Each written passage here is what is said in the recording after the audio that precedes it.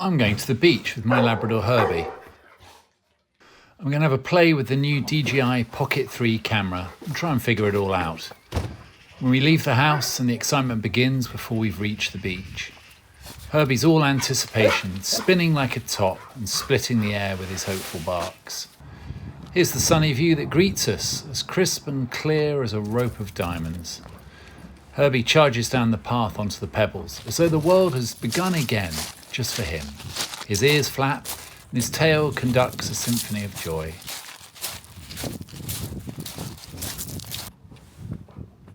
Where's that ball?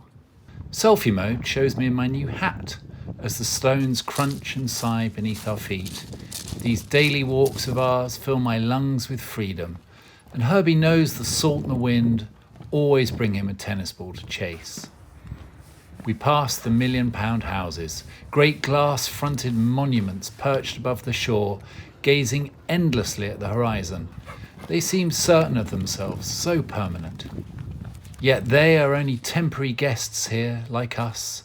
The sea will outlast them, the wind will forget them.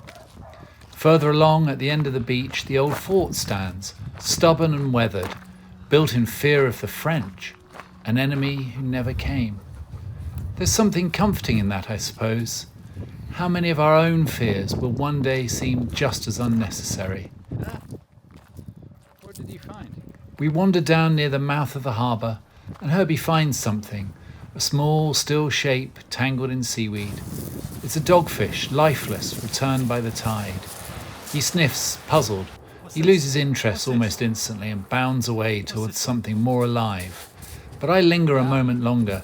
It's a reminder, perhaps, that everything will wash up somewhere in the end. Moments later, Herbie's in the sea himself, charging into the cold with reckless delight. He doesn't question it, he doesn't postpone it, he simply lives in the moment. It's time to head home with the March wind roar in our face. And watching him, I wonder when I learned to hesitate, when I began to carry the weight of yesterday and all the worries of tomorrow into every small moment today.